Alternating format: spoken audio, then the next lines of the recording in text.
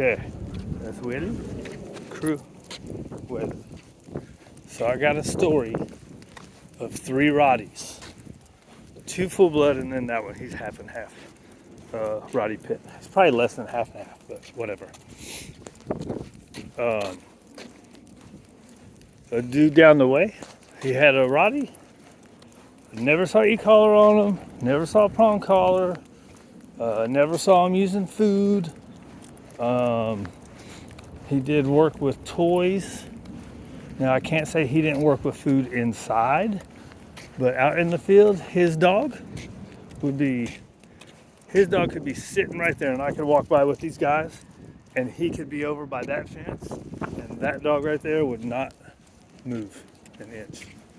It's pretty amazing, right? Now Waylon, if that situation was there, I would see the dogs aren't calling to me because I don't 100% trust him. He's good about not going up to people and dogs he doesn't know. But yeah, I don't know about that situation, right? So Waylon was a lot of food. Some in working on him not going up to people was probably quite a bit of negative reinforcement, right? Using leash pressure to make him go away, to take the option of him going forward away. And then a couple times corrections. Now he's pretty sensitive, so corrections are usually real soft and lasting. Right? Somebody.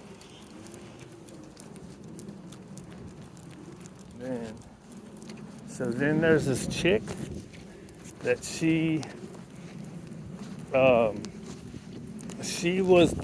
did the whole piece of food every 2 steps, and then when she would see people coming, she would come off in the grass over here, and she would try to feed. Like everything was very food centric, right?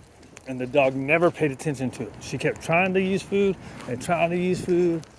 and never would pay attention. And then as she tried to go back the other way, the dog would still be looking at us. Now my guys still do it, but they still walk with me. Like if there's a dog back there, they might be looking back, but he's gonna be walking with us, right? So I don't know. I'm kind of, for me, as long as he keeps pace with me, I don't care. So anyways, all of a sudden the lady with the rottie, she disappeared. Like I started not seeing her, right? Then a couple months ago, I was walking through the housing neighborhood over there, and I saw her.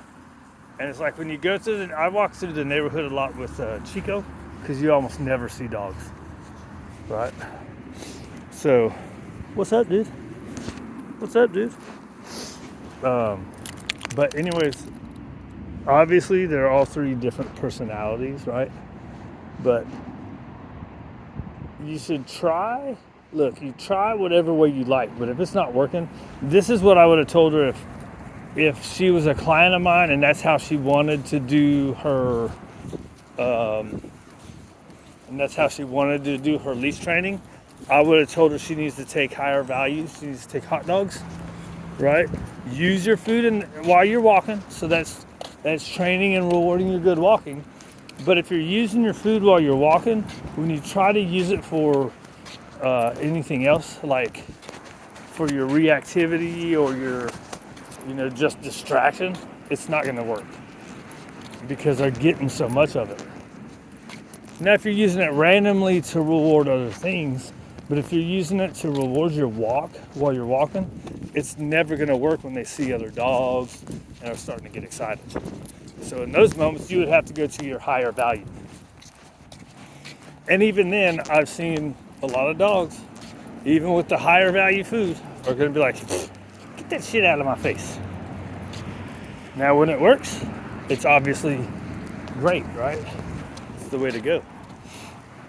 But it doesn't always work, right? And so anyways, the story was going to be that even dogs within the breed are going to be different, right? So if, and like vice versa. So if the dude with the really badass Roddy, if he would have tried to train him like the girl trained the female Roddy, probably wouldn't have worked, right? Whereas if the chick would have also added corrections or even possibly just going higher value in those moments, it might have worked out.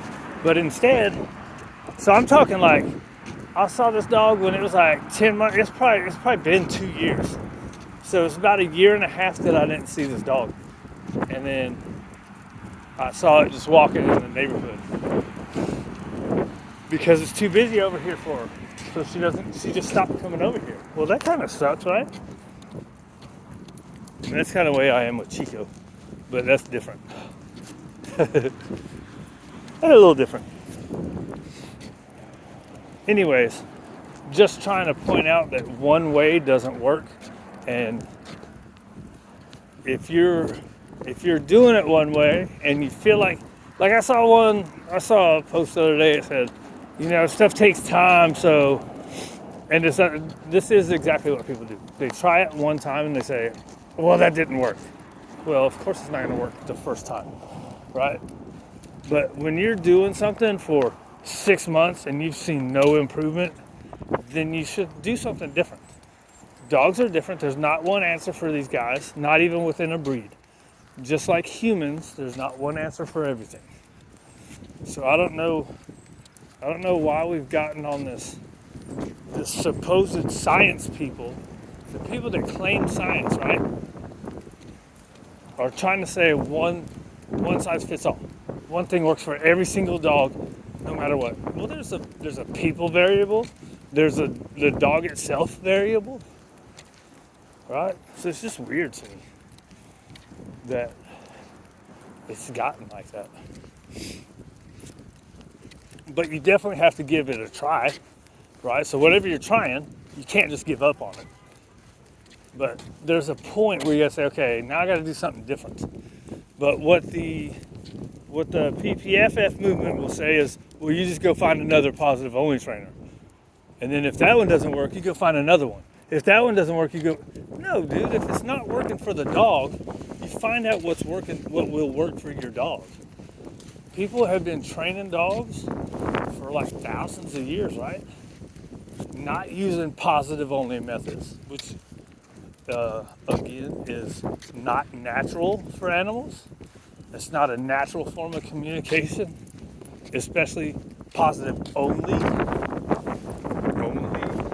quotes. It's obviously, again, the best way if it works. And probably for 70% of dogs it does. There's a lot of dogs that it don't work for. Anyways, I don't know.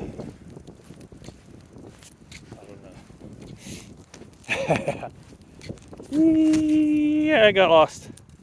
My brain's out of there. Oh, you know why? Because I went past 7 minutes.